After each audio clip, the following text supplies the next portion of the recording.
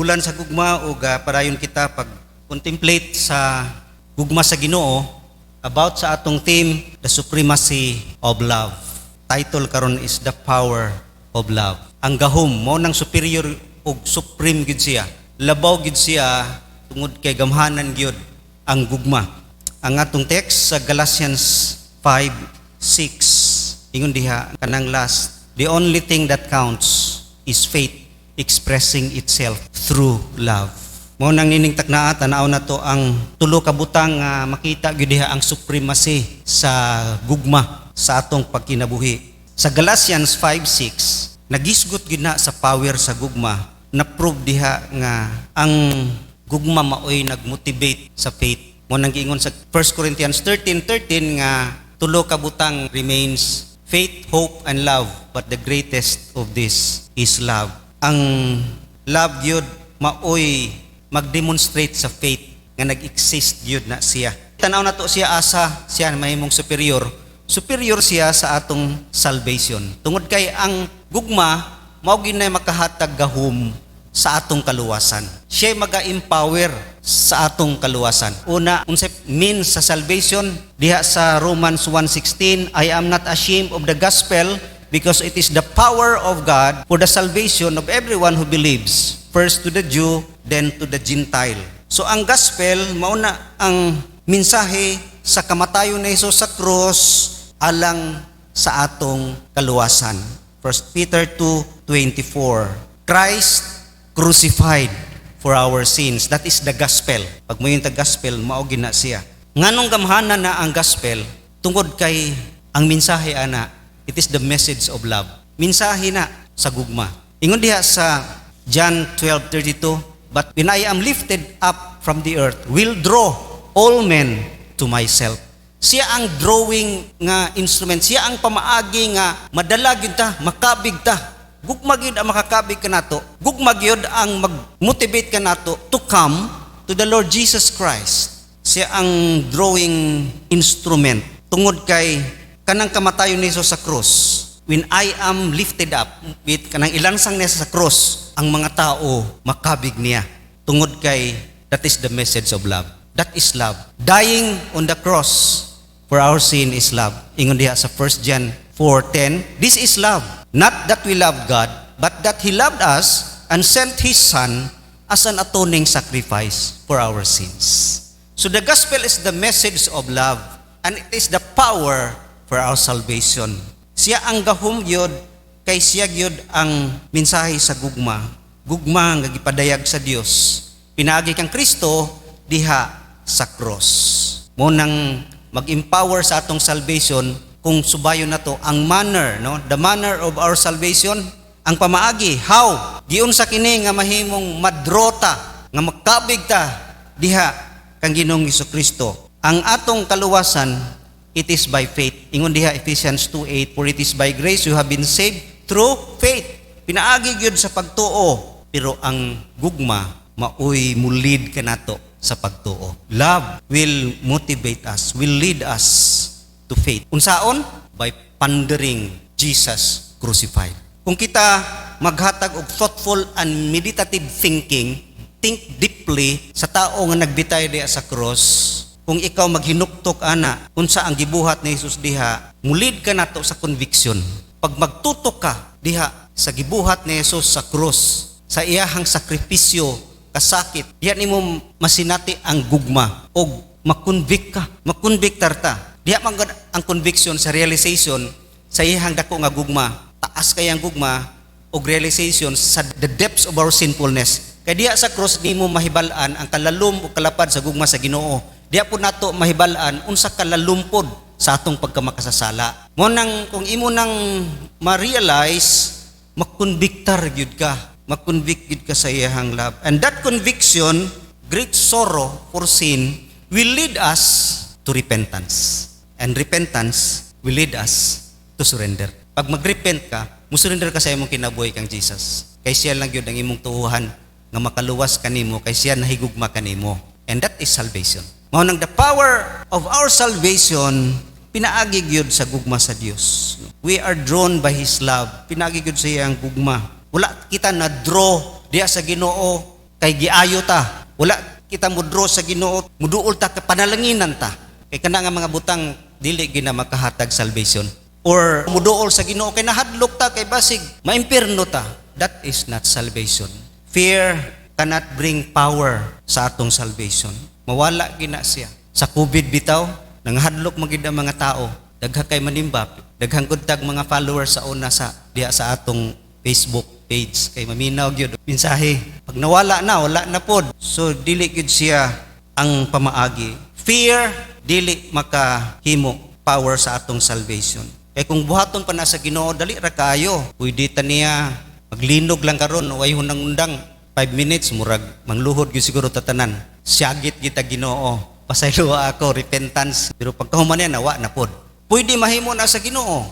Kay gamhanan siya, pero dili siya gusto. Tungod kay ang gusto niya, i-draw ka by the power of His love. Kay kung pwede pa na, wala na cross. Dili na. Wala na mahitabo nga crucifixion. Kung ang gusto pa sa Ginoo, hadlokon ang tao. No. Gusto siya intimacy. Kung gihadlok ka, walay intimacy diha. Napugos lang ka, tungod kay nahadlok ka sa yaha, walay relationship. Muna ang Ginoo gyud gusto gid niya nga free ka to choose Him, to accept Him tungod sa gugma diha kaniya. Muna nang we come to Christ na mga panahon gyud nga muduol ta sa Ginoo, not just for blessing but just to praise and honor Him without asking anything. Mao gid nay we are drawn by His love. Pinaagi gyud sa ihang gugma. Mo nang the power of our salvation diha gyud sa gospel. Ug ang gospel, that is the message of love. Ikaduha, encourage sanctification. Paghuman sa salvation, ang sanctification man. Ang sanctification kanang mahimo tang balaan. Mugrow ta nga mausab ang atong kinaiya, mo pareha kang Ginoong Hesukristo. Mo nay sanctification, the next level sa salvation. Mo nay pinaka-critical nga bahin tungod kay daghang ginapakyas niya na. Kana mao'y gitawag nga the transformation process sa atong Christian life. Ang love mao'y greatest nga transforming power. Ang gugma mao'y agent yun nga makapausab sa tao, labi na sa Kristohanon. Tungod kay una, it encourages holiness. Siya makahatag ka na kusog sa pagpildi sa sala. Ang love. Ingon diha sa Titus 2:11-12, for the grace of God that brings salvation has appeared to all men.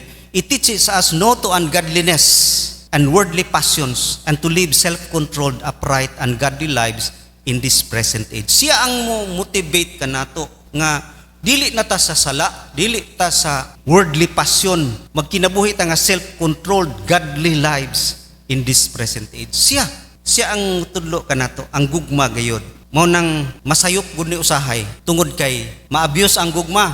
Gugma man, gugma bitaw ta sa Ginoo, di na importante ang kausaban. Mo nang daghay nga saag. So kana nga pagtulunan, kung naa kay belief ngay nga na murag questionable ang imuhang salvation experience tungod kay wa gid ka kasinati sa gugma sa Ginoo. Kay pag kasinati ka sa gugma sa Ginoo, hinahinay gyud kag di ganahan anang sala. No gid ta, no to ungodliness. Mo na ingon si Paul nga pag grace mag-increase, mo increase pud ang sin. No, kundili mauno oy mohatag ka na to gahom to say no to ungodliness. Monang the more you love God, kita, the more ta mo love sa taong atong gimahal gyud, the more ta muiwas sa mga butang nga dili siya ganahan. Muiwas ta sa mga butang nga maguol siya, di ba? Mu increase ang atong love sa Ginoo, muhinahinay na gyud kawala atong sala. Tungod kay di naman ta ganahan kay maguol man siya. Ganahan ba ka pagul-on nimo ang imong gihigugma? Dili gyud, di ba? So mo na ang love encourages holiness kay makatabang gina sa transformation kanato nga mahimong lesser na ang sin sa atong kinabuhi. Mao nang encourages holiness. Then also love encourages obedience.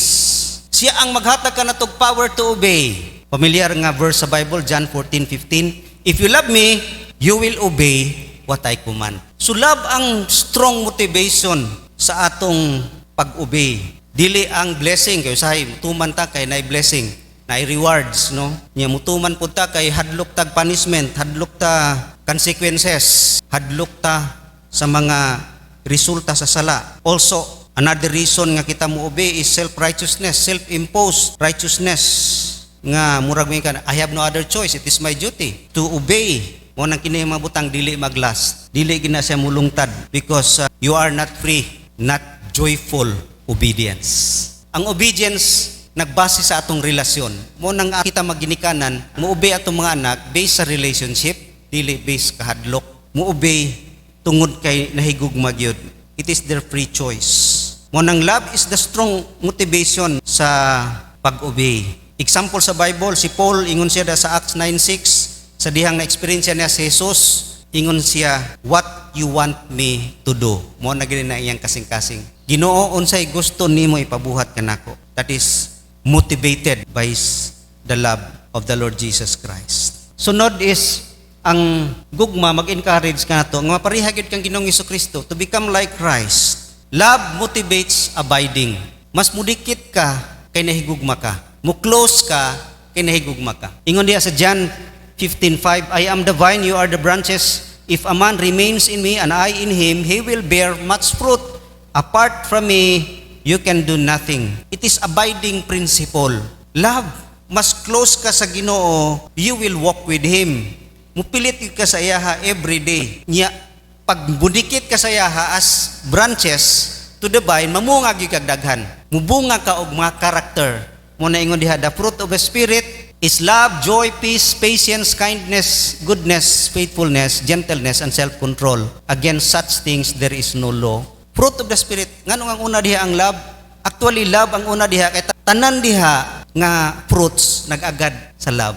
Produce ra gyud na og peace, patience, kindness, goodness, faithfulness kung naa ang love. So ang love diha maoy first fruit nga other fruits diha mag-agad. Mao na ang gugma, mag-empower ka nato nga makaangkon ni ana nga mga prutas sa atong kinabuhi. Mausab kita, mapareha kita kang Ginoong Hesukristo. Kini makinaiya na kang Ginoong Hesukristo. Usab sa Colossians 3:12-14, therefore, as God's chosen people, holy and dearly loved, clothe yourself with compassion, kindness, humility, gentleness, and patience. Bear with each other and forgive whatever grievances you may have against one another. Forgive as the Lord forgave you. And over all these virtues put on love, which binds them all together in perfect harmony. Look at sa mga kuan diha gi-mention nga character. Gentleness, humility, patience, bearing, forgiving. Sa last ningon siya, and all these virtues, kanatanan nga mga character, love will bind them all together. Ang gugma mo oy mo bind, muhigot kaniya. Tanan, mao nang mapareha kita kang Ginoong Hesukristo. As we walk with Him no every day, mahimo gyud nga kita mapareha kang Jesus Christ, like the disciples. Then, ang example sa Bible nga makita nato nga nausab gyud sila, na transform sila tungod sa gugma, si Bartimeus, niuban gyud siya kang Jesus Christ, pag human experience niya gigiayo sa ni Jesus Christ. Unya si Zacchaeus, nausab si Zacchaeus og kalit tungod experience niya ang gugma ni Jesus Christ nga nisulod sa ilang balay. Katong babae sa Atabay, the woman at the well, nausab kalit iyang kinabuhi tungod sa iyang experience kang Jesus Christ. Mo nang ang love gyud mo strong motivation no sa atong sanctification. Dili gyud ang ubang butang, labi na gyud ang balaod. Law cannot change the heart. Ang balaod dili makapausab sa tong kasing-kasing. Makakontrol, makaregulate, pero dili maka-change. Makita bitaw nato sa kampanya ni President Duterte last no nga iyahang term drugs, na limit gyud ang drugs. Kun pamatyon magid niya no hadlok, pero karon naa pod. So temporary redikid siya maka-change sa tao. Mausab lang niya ang ma-regulate niya, ma-control niya, pero ang inner chain sa tao di mausab. Pero kung usabon ka sa gugma sa Ginoo, nasa imong kinabuhi, bisag na ay drugs or wala, dili gyud ka mubuhat ana. Ma-change gyud ka. Mo nang fear cannot produce no inner change. That is outward only, outward change. Tinuod na nga tungod sa gugma ug sa grasya, ang tao maabuso gyud. Mo gid na gugma bitaw ang Ginoo, grasya bitaw ang Ginoo. Mo nang usahay sa atong pagkinabuhi labi na sa iglesia or sa atong pagkinabuhi Kristohanon, usahay mo apply ta usahay og balaod. Ang balaod magud na ay force, na ay ngipon ba, labi na sa penalty ug sa loss, tungod kay gusto kita nga kausaban, pero makita nato dili gid siya effective. Bisan pa sa kasinatian o bisag ang atong konbensyon na nay untay usabon ang konstitusyon nga naay penalty tong mga tighatag og CP, no? Kay mao gyud problema kaniadto hantod karon problema gid ng CP. Pero wa gina mahinayon kay dili gid ang pamaagi sa Ginoo. And we are people, no? Ang baptism god, ang atong identity, no? We are free and faithful. Basahan ang book nga Free and Faithful, nindot kayo. Libre ta, it is our choice. So ang atong faithfulness nagagad sa atong freedom, sa atong love diha sa Ginoo. So dili gyud magmalampuson, no? Kung butangan nato balaod. Nagani baptist sa una somewhere diri sa Davao Oriental, no? Nga pag malate ka siradan ang gate, wag ito mahinayon, no? Munang love ra gyud ang makahatag ka nato empowerment. If we mix worldly things, munang kung mixan mo nato, no, og worldly nga mga butang, labi na ng law, muna lagi ingon nga kung ang salt, no, ma-mix with other chemicals, it loses its saltiness. Impure na siya. Di na mahimaya ang Ginoo diha. Okay, that is not His way. It is love, ang gugma gyud. Mo nang kita pasagdan gyud nato hangtod gyud na sa tandugon sa balang espiritu. Ang ato ra gyud prayer nga God will change their hearts. There will be breakthrough sa ilahang mga kinabuhi. Dili ta ka impose og mga discipline diha sa atong taliwala. Mo nang dalo ka na change, love lang gyud ang makausab niini. And lastly, love energizes service. Siya magka-empower ka nato. Love is the strong motivation sa atong pag-alagad sa Ginoo. Daghan may mga other nga pwede nato reason. Mga lagad ta, no? Out of duty, out of blessing, alagad kay panalanginan ka sa Ginoo. Pero ang nindot yun nga rason is ang gugma. Maka-empower sa atong pag-serve sa Ginoo. Pag-serve nato sa Ginoo, diya sa atong pag-worship, siya mag-empower ka nato. Siya mag-inspire sa atong worship, no? Ang gugma gyud. Sa parable sa 10, katong isa nga nikalitlag uli og nibalik ang Hesus, nagluhod-luhod, nagpasalamat. Response to sa love niya. Gi-inspire siya. Wala siya na-inspire sa balaod. Gani ningon si Hesus, pagpahiling sa mo dito sa priest, wala na. Inspired siya by His love. Diha kang Ginoong Hesukristo. Naglulod siya, nagpasalamat yun kay Jesus. So ang love yun, pag kita nahigog magit sa Ginoo, di kita suguon magsimba, di gid kapoy magsimba, dili gyud lisod magsimba sa Ginoo. Because we love singing, we love praising, because by that way we are serving the Lord. Nindot yun isimba diha sa Ginoo. Nya ingon diha sa Mark 12:30, love the Lord your God with all your heart and with all your soul and with all your mind and with all your strength. The second is love your neighbor as yourself. There is no commandment greater than this. So worship is to serve God and to serve others. Muna ang love gyud ang una. If you love God vertical, mo horizontal gina, mo love gyud nimo ang others. And that is serving the Lord through worship. Kay mahimaya gyud siya niana. So dili by force, dili obligation, dili blessing tungod gyud sa paghigugma. Kita mo musimba sa Ginoo. The next is sa atong pag-serve kaniya, pinaagi sa atong pagpamuhat diha kauban sa Ginoo. Our working with the Lord. Siya ang maghatag ka nato og kusog og kanang encouragement to work with the Lord sa atong pag-alagad sa Ginoo. Munang siya ang motivation ni Paul diha sa ministry and evangelism ni Paul. Service fueled by love, mao gina pinagkakusgan sa tanan. Pinagi sa gugma. Nag-alagad ta sa Ginoo tungod kay pinagi sa gugma. Ingon diha sa 2 Corinthians 5:14, for Christ's love compels us because we are convinced that one died for all and therefore all died. Mao na si Paul, ingon siya, ang gugma ni Kristo kanako, mao gyud nagtulak kanako tungod kay siya nagpakamatay. Sa tanan ng mga apostles, si Paul ang grabe kay ka hard worker. Siya ang daghang kaayog agi, daghang kaayog trabaho nga na-accomplish sa iyang pagtrabaho diya sa Ginoo as instrument of God's work. Pero mao na iyang sekreto, for God's love compels me. So samara nga ningon siya nga di gid nako mapugnan akong kaugalingon, no, nga mutrabaho gyud ko tungod kay nahigugma gyud si Ginoong Hesukristo kanako ug kana makita sa unsa kadako iyang gibuhat kanako, makasasala kay ko, daotan kay ko, tiglutos ko sa mga Kristohanon sa una, karon iya kong giluwas, nagkaangkon sa pribilehiyo diya sa iyang himaya. Mo nang insiya di gid nako mapugnan akong kugalingon nga moalagad gid sa Ginoo tungod sa kadako sing gibuhat kanako. Grabe kadako ang iyang gugma. Mo nang inspiration why we worship, why we serve the Lord, why we go to places nga lisod, sakripisyo kaayo, to tell Christ, pag-apil sa mga buluhaton nga may kalambigitan sa pagpalambo sa gingharian sa Dios dinhi, pinaagi sa iglesia, kapoy no, pero empowered ta sa kadako siyang gibuhat sa atong kinabuhi nga grabe di na katumbas ang ubang butang. Mo nang powered by His love. Mo na kang Paul, ug mausab ka na gyud ang tinuod sa atong pagkinabuhi. We are here giving ourselves, sacrificing ourselves because of what He has done on the cross. The depths of God's love. Nindot yun kayo. Ialagad sa Ginoo. Willing to sacrifice. Mao nang ang love, makalighten no, sa atong burden. Kapoy alagad.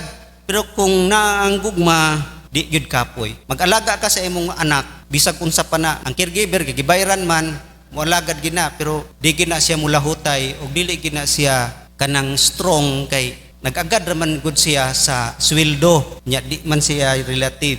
Katug yung ginikanan na magbantay, muunong gina labi nay mga kalisod. Mao na ang love, makalighten sa burden kay we are serving not out of duty but out of love. And serving by love has a lasting impact. Mulahutay gina hangtod bisag sa kapitos. Mo nang kita mo persevere kita sa mga kalisod sa pag-alaga nato sa Ginoo. Tungod ana nga gugma, the power of His love kay mulahutay gina. Di kita magagad sa circumstances.